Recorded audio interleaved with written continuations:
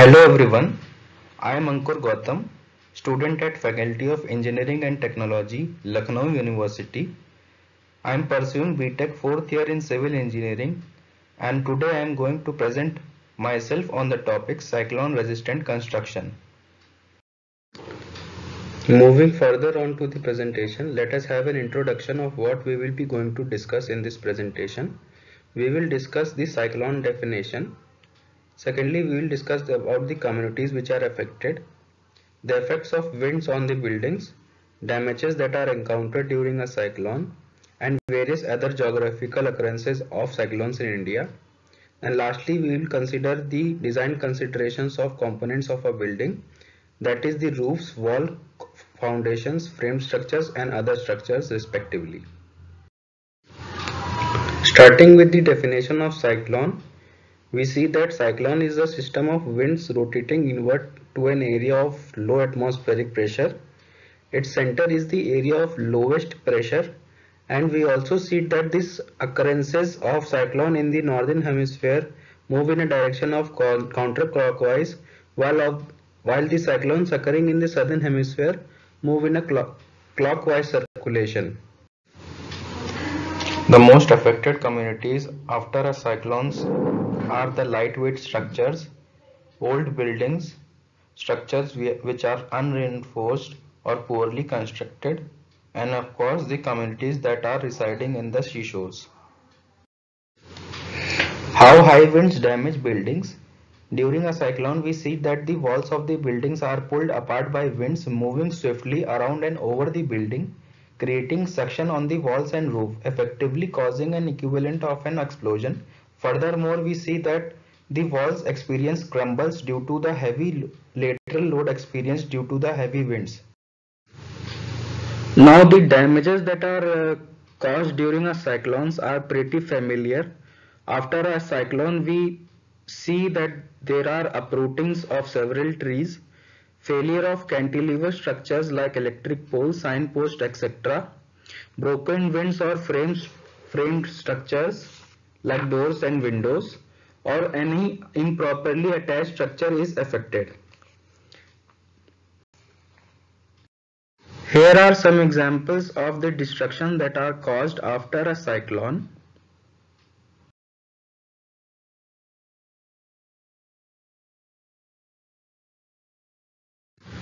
Now, while categorizing cyclonic zones, we divide them according to the risk zones, mainly represented by the wind velocity.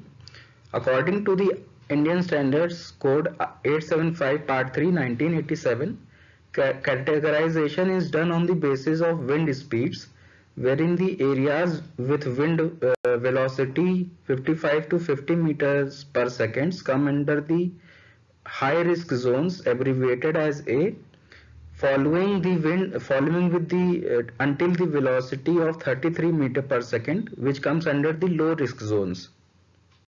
Here is the wind zoning map of India as per IS 875 Part 3 1987. You can see that the most affected areas which comes under the very high risk zones are the Eastern Ghats and parts of Gujarat as well as Maharashtra. Andaman and Nicobar Islands are also affected, and the northern areas, basically the Jammu region or the Himalayan region, is also comes under the very high risk zone area.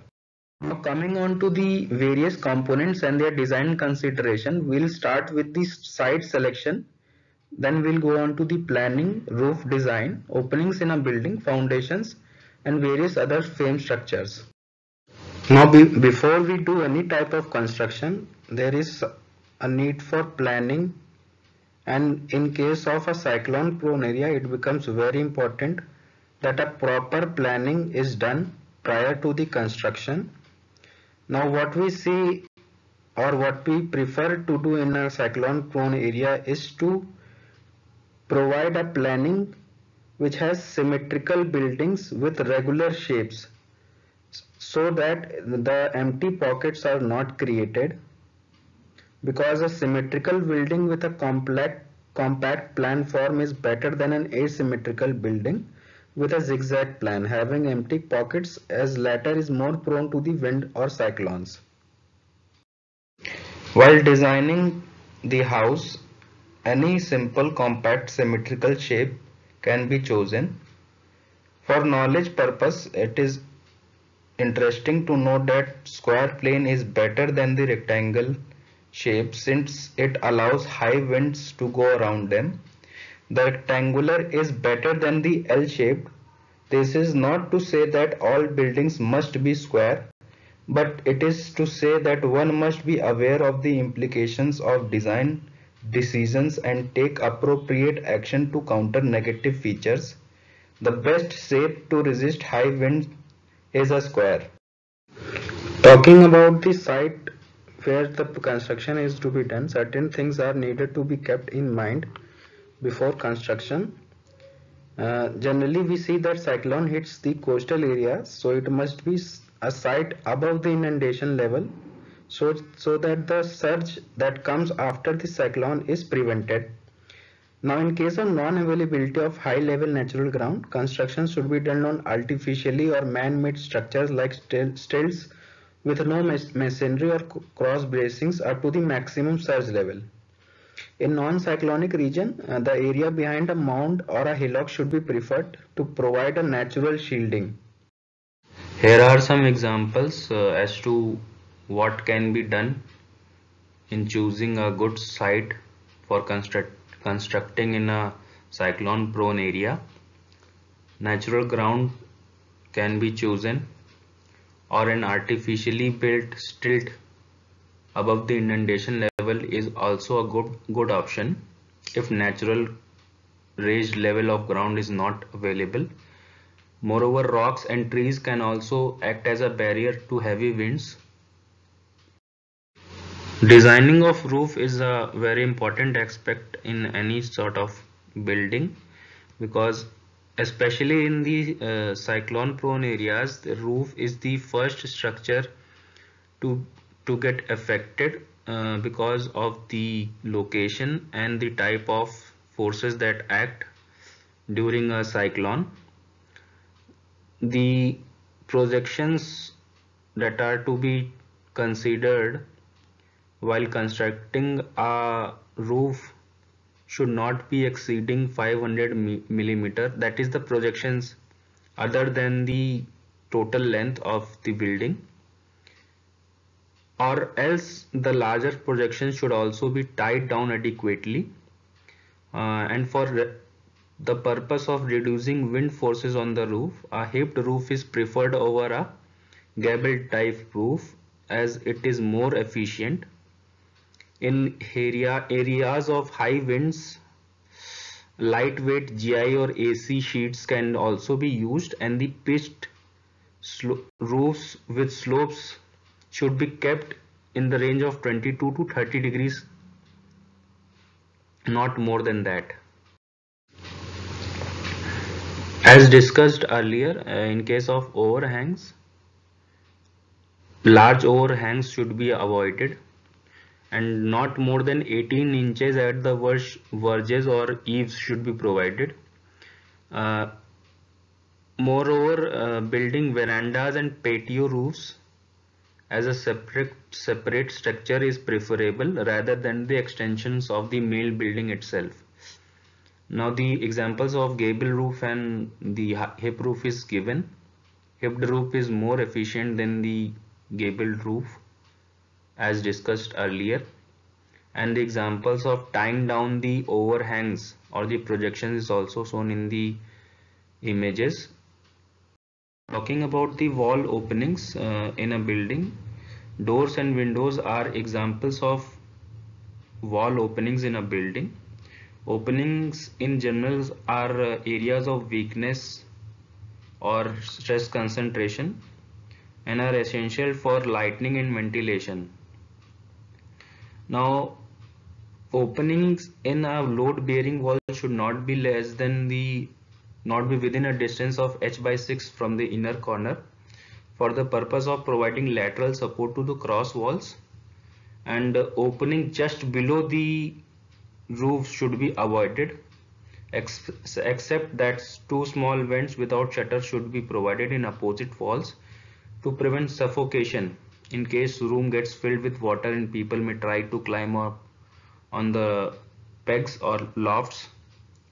Since the failure of any door or window on the windward side may lead to adverse uplift pressure under the roofs, the opening should have a strong hold fast or should be tied properly with locks or closings.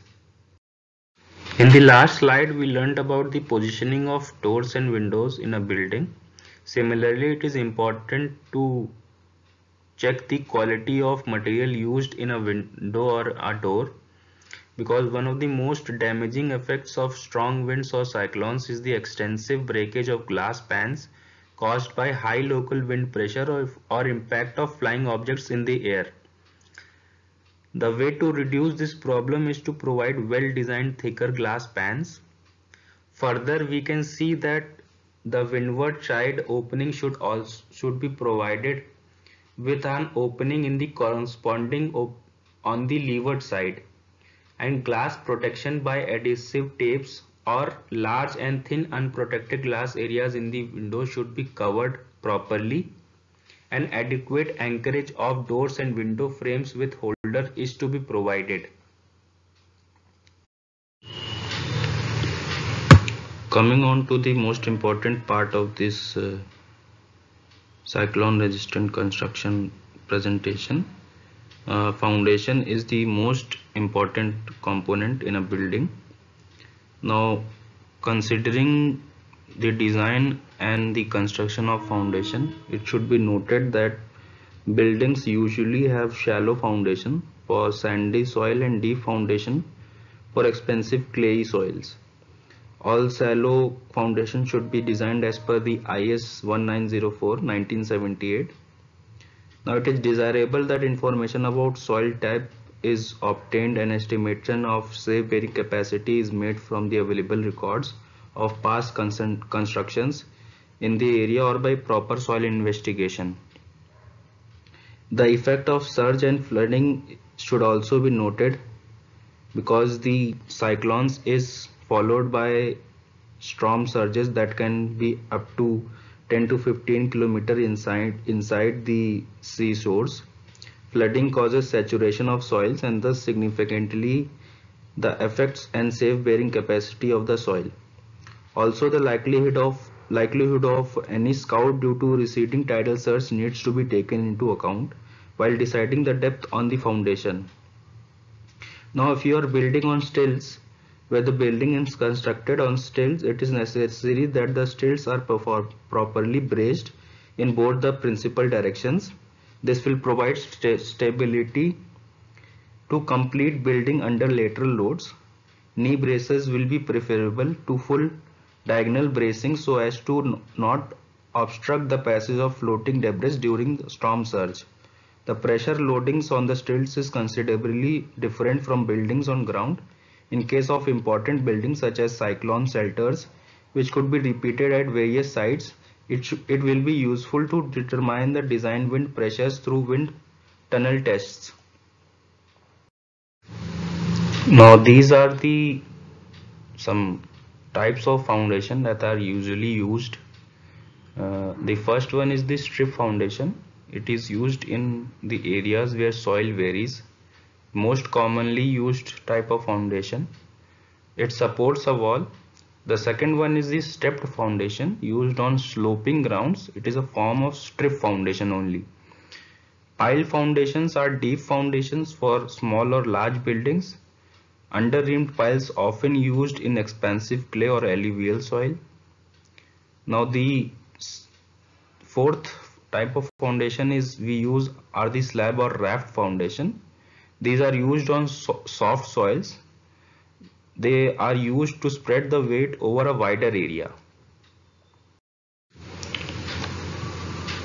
Most common component of a building which takes all the lateral wind force are the wall. It is an important component because if the walls of a building are not constructed properly and proper considerations are not followed, it is possible that the whole structure can collapse. Therefore, proper care should be taken while constructing them. Now, all external walls or wall panels must be designed to resist out of plane wind pressures adequately. The lateral load due to wind is finally resisted either by the walls lying parallel to the lateral force direction or by the IC force RC frames in case of the framed structures, to which the panels must be fixed using appropriate reinforcements such as seismic bands at window sill and lintel level. For high winds in cyclone prone areas, it is necessary to reinforce the walls by means of reinforced concrete bands and vertical reinforcing bars as far as the earthquake resistance is concerned. Now for long walls, it is prescribed to use buttress and undesirable openings near the corner are to be closed as to improve the strength of the cross walls. The individual structures like roof and foundation should be properly braced and anchored with the wall. Here is an example as to how strengthening of walls against high wind and cyclones can be provided. The image shows the connection between the vertical reinforcement and the seismic band at lintel levels with the use of longitudinal reinforcement, lateral ties and vertical reinforcement at corners. Talking about the framed structures or framed buildings, these are an alternative to the concrete structures mainly used for the industrial or large sort of buildings. Now in case of the framed structures, the total system requires to be properly braced. Braces should be provided to improve the overall stability. The roof trusses should be properly connected to post by the help of anchor bolts or metallic straps. The openings that are undesirables, especially near the corners or edges, should be closed permanently to improve the cross walls. Examples of these braces and claddings will be seen in the next slide with the help of images so that it is understood properly. As discussed in the previous slide, we learnt about the framed buildings or framed structures. Now it is important for a framed structure to be braced properly to provide overall stability of the structures, examples of which are shown. Now the bracing is done in the adequate diagonal bracings with strong end connections shall be provided in the steel timber framing in both the horizontal and vertical planes as shown to improve their lateral load resistance. Now in buildings employing steel framing, at least the two end bays shall be braced in the vertical and horizontal planes.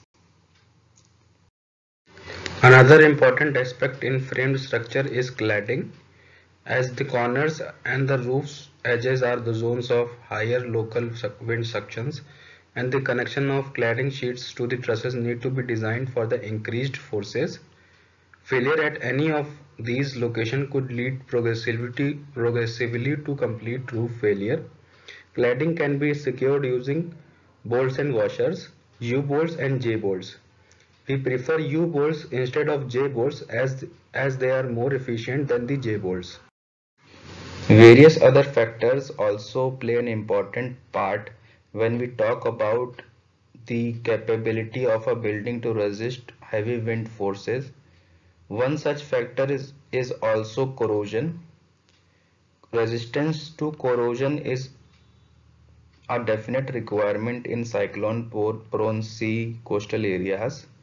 Now the resistance to corrosion can be achieved by painting of steel structures by corrosion resistant paints. In case of reinforced concrete construction, a mix of M20 grade with increased cover to the reinforcement has to be adopted. Low water cement ratio with densification by means of vibrators will also help in minimizing the corrosion.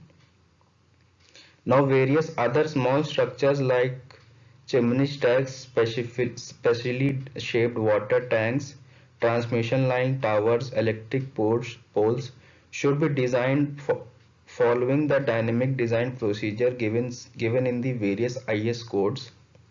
The minimum dimensions of electric poles and their foundations can be chosen to achieve their fundamental frequency above 1.2 Hz so as to avoid large amplitude vibrations and consequent structural failure. Now coming on to the conclusion of this presentation, the tropical cyclones frequently occur along the coastal regions of India, and they cause colossal loss of life and property every year. This presentation explained in brief the damage suffered by various types of buildings and structures during a cyclone. Various components and their design procedures have been briefly reviewed, and some of the good construction practices have also been discussed. I hope this presentation helped you in a better understanding of construction in cyclonic areas. It has been tried to keep the content simple and compact with references from various case studies and guidelines of the Indian government. Thank you.